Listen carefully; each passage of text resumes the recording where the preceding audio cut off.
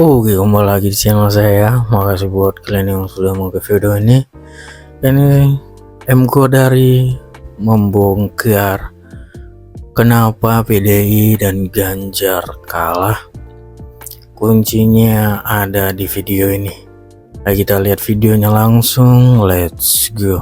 Gini, ada yang menarik seorang sekjen dari partai besar yang pernah mengatakan bahwa seakan-akan ada algoritma dari KPU untuk menyetel angka mereka itu 17 paling tinggi.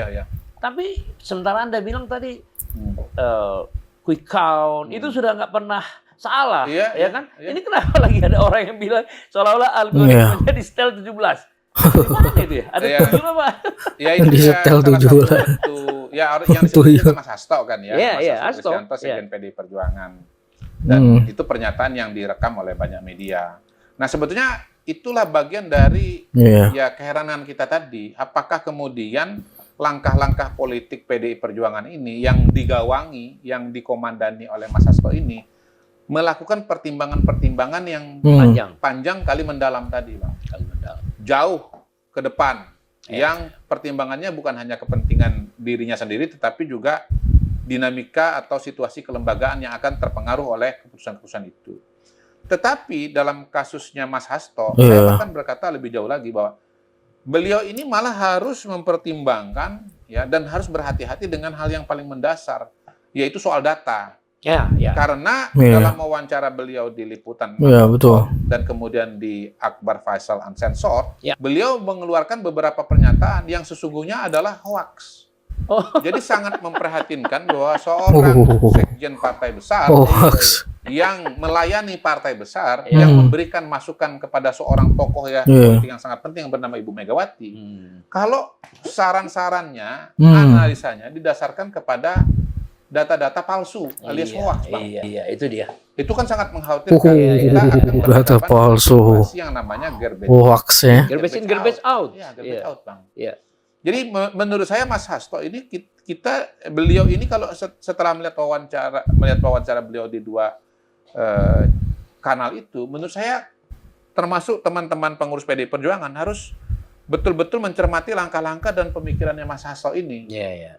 Karena pengurus paling sentral, pengurus paling teras ya, yang memberikan informasi kepada Ibu Mega, itu ternyata banyak informasi atau paling data yang sentral. menjadi dasar bersikap. Ibu Dan Mega tentunya menyatakan atau mengambil langkah politik itu ternyata banyak sekali hoaxnya gitu. itu ya. Banyak masalahnya. Waduh, berbahaya ya. Nah, kita kembali dulu kepada banyak abang yang salahnya gitu ya. pada saya. Mas Hasto itu kan mengatakan bahwa ahli IT-nya mereka, siapa namanya nggak disebut, dan menurut saya harus disebut supaya orang itu bisa kita tanya dan bisa digali sebetulnya apa yang dia kerjakan. Data itu diakses tanggal berapa tuh? 16 Februari jam 2 dini hari. Pertama menurut saya, apakah beliau ini pertama begini, yang saya tahu dari ahli IT, yang namanya server, ya katakanlah server dan sistem yang ada di KPU itu tidak bisa dimasuki oleh orang luar tanpa izin, tanpa adanya akses. Tidak bisa dimasuki sembarangan gitu ya. Bang Panangian tidak memberikan kunci kepada ruang kantor atau rumah abang, maka orang itu nggak bisa masuk ke dalam. Yang kedua, ilustrasi dari saya adalah kalau kita bicara ini kan dia bicara audit digital ya. Kalau kita bicara audit keuangan, seorang auditor, seorang akuntan tidak bisa melakukan audit kecuali dia punya akses kepada dokumen-dokumen yang mau diaudit. Nah, kalau dia tidak bisa megang dokumen itu, tidak bisa membaca isinya, tidak bisa masukkan angka-angkanya, entah pakai kalkulator, entah pakai Excel, dari mana dia bisa mengambil kesimpulan bahwa di sana terjadi kecurangan atau ada kesalahan angka? Nah, itu harus dijelaskan oleh Mas Hasto. Bagaimana ceritanya orang bisa masuk ke dalam servernya sehingga KPU, Bang. Gitu. Ini bukan website yang kemudian semua orang bisa ngelihat masuk ya. Tetapi ini ke belakangnya. Ini sistem. Iya, kalau ibaratnya ini kanalnya Panangian begitu ya. Ini bukan tampilan depannya yang semua orang itu bisa akses untuk nonton, bukan. Ini masuk kepada struktur datanya yang ke dalam itu, yang memunculkan informasi-informasi ini, Bang. Nah, yang kedua, kalau ternyata orang itu memang bisa masuk tanpa abang kasih akses atau KPU kasih akses, artinya dia masuknya kan ilegal. Ini yang mengandung hoax itu di situ. Ilegal. Jadi dia ini sebetulnya masuk ke dalam itu dengan cara-cara yang melanggar hukum. Melanggar hukum ya. Kalau ada orang dari luar masuk ke servernya Panangian ini, channel Panangian ini tanpa diberikan izin oleh abang atau staf IT-nya abang, berarti kan dia pencoleng kan? Iya dong. Iya. Dan itu adalah pelanggaran, Bang. Sama dengan orang masuk ke rumah abang tanpa izin abang. Itu kan trespassing namanya. Itu kan melanggar hukum. Iya, Bang. Jadi sebetulnya pernyataan itu lepas dari apakah itu masuk akal atau tidak soal angka-angkanya, secara logika sendiri itu sebetulnya bermasalah. Anda nggak bisa masuk, terus gimana bisa menghitung? Yang kedua, kalau Anda betul bisa masuk, tapi tanpa izin berarti Anda melanggar hukum dong. Itu yang pertama. Yang kedua, soal angka-angka. Nah, kalau bicara angka-angka, ya beliau sudah mengeluarkan angka. Tapi kan kita nggak bisa konfirmasi angka itu. Karena hal yang paling mendasar, soal apakah dia bisa masuk atau tidak, belum terjawab. Iya kan? Kalaupun dia bisa masuk, berarti ilegal kan gitu kan? Nah, kalau kita sampai sana, kita nggak usah ngomong angka dulu, Bang. Gitu. Tetapi kalau menurut saya, beliau mengatakan begini, ini kan pada tanggal 16 Februari, ini Ganjar Mahfud 33, kok kemudian ujungnya misalnya 16 atau 17 kan begitu kan? Lah Bang, data masuk ke Sirekap itu kan bertahap Bang. Bukan mustahil misalnya baru 2 hari datanya itu polanya seperti itu. Karena yang masuk baru sedikit atau datang dari basisnya Ganjar. Tapi begitu datanya sudah banyak, sudah merata, ya Ganjar ya 17%.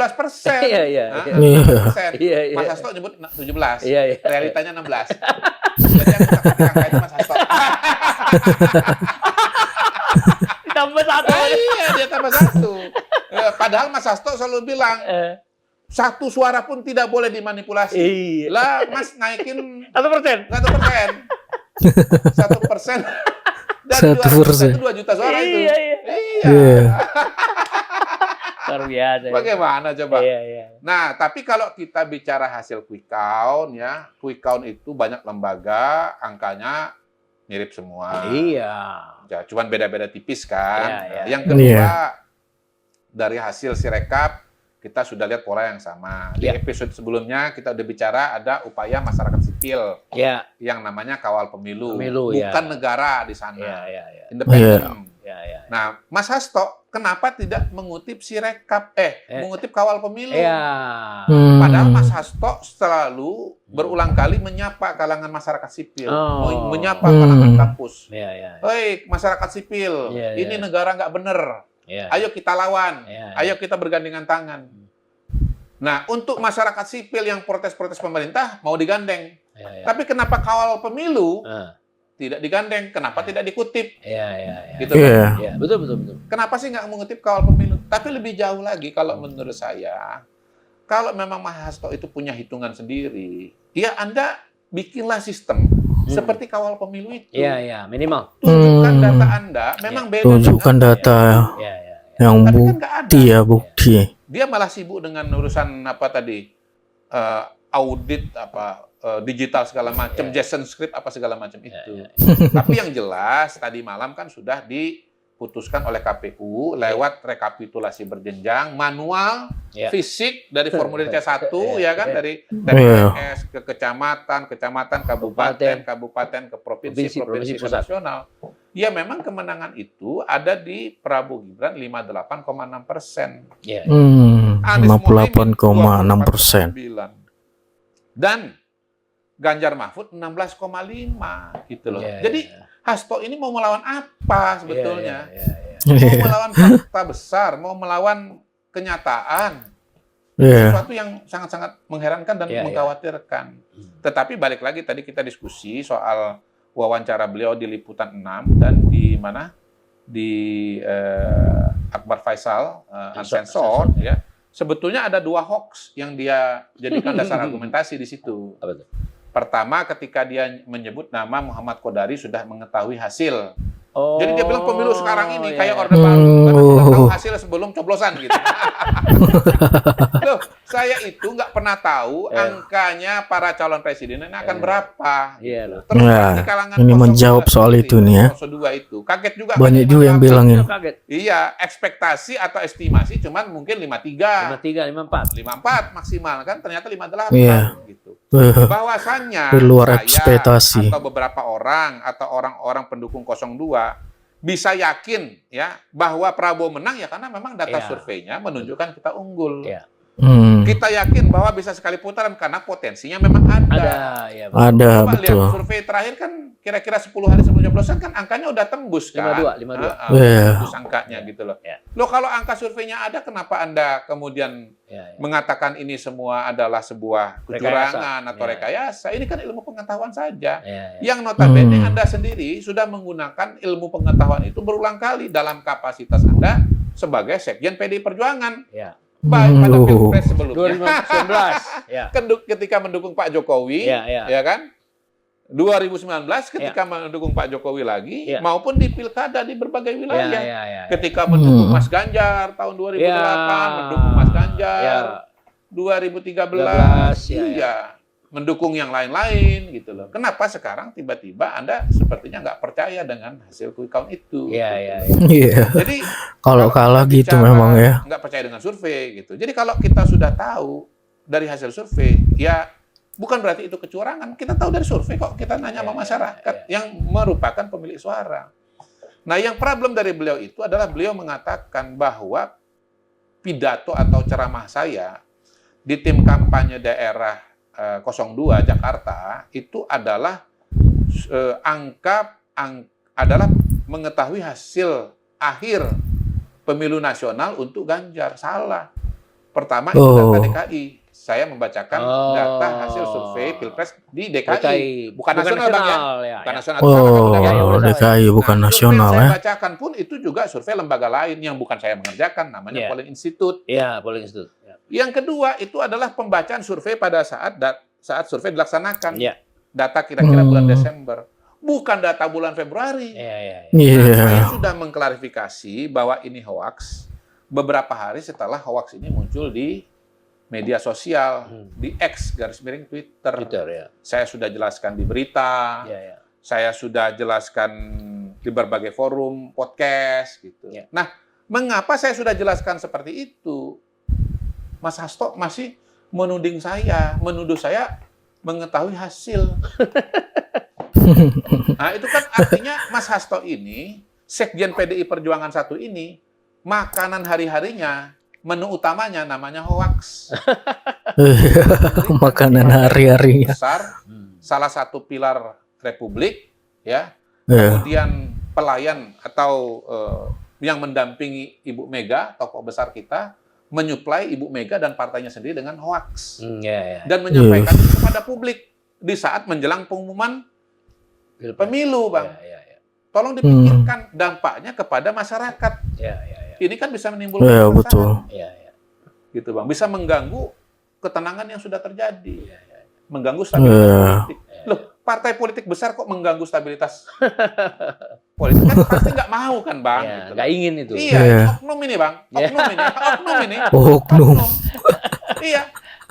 Jadi ini oknum. Iya. Nah, karena posisinya oknum ini bisa mempengaruhi alam pikiran dari partainya, langkah-langkah politik dari partainya tentunya berbahaya. Iya.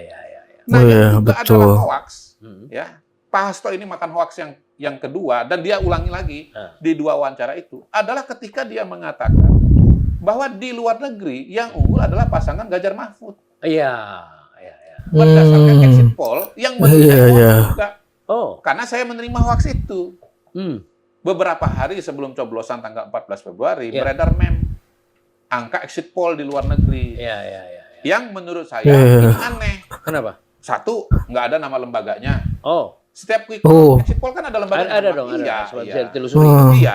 Yang kedua, itu dia nggak masuk akal tuh polanya itu. Misalnya ada saat exit poll berdasarkan kota, ada berdasarkan provinsi, ada berdasarkan wilayah gitu. Itu kan nggak apple to apple, Bang.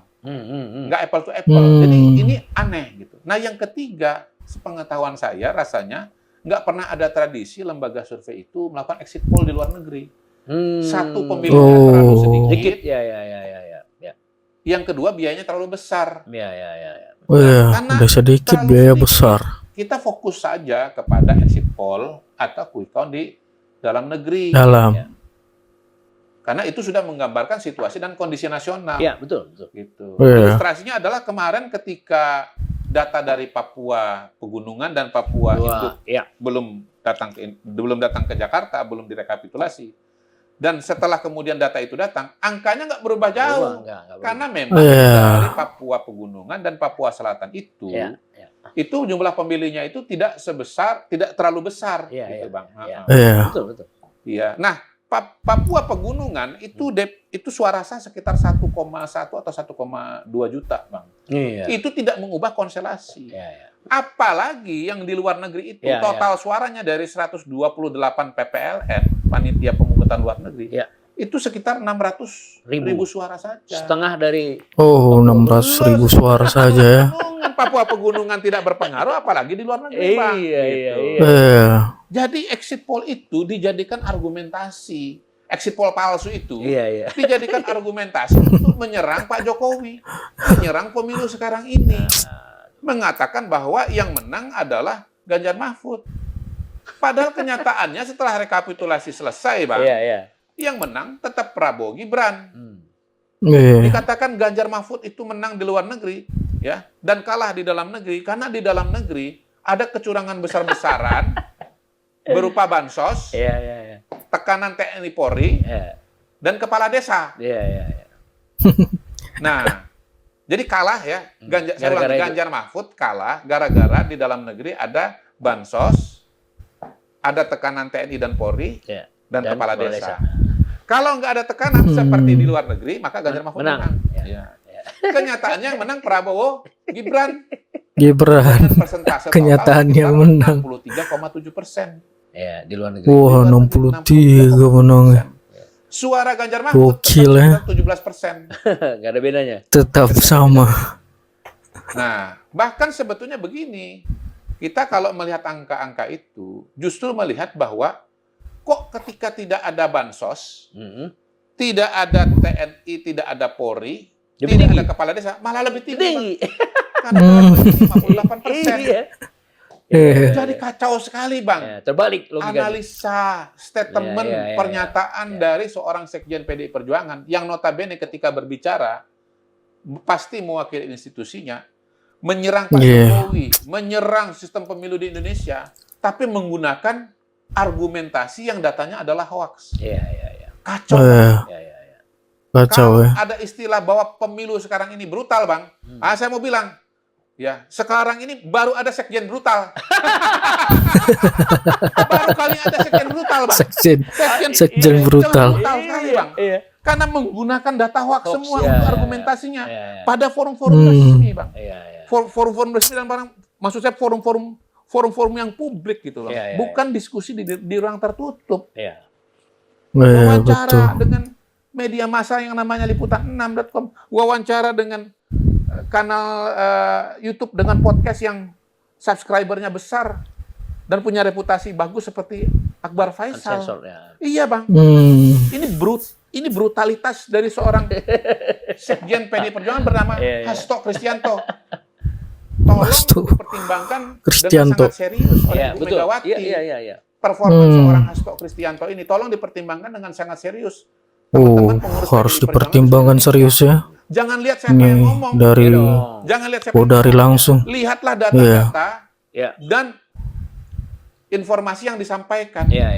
Silahkan Ibu Mega, ya, Mbak Puan, Mas Prananda, ya, Bang Oli Dondokambe, pengurus PDI Perjuangan di seluruh Indonesia, bandingkan data informasi dari Hasto dengan informasi dan data dari saya. Silahkan dibandingkan siapa yang datanya benar. Jangan lihat sayanya, Bang. Lihat datanya. Nah, jangan lihat orangnya, lihat datanya. Ya, pilar Republik, garda depan nasionalis Indonesia, itu sumber datanya kacau semua.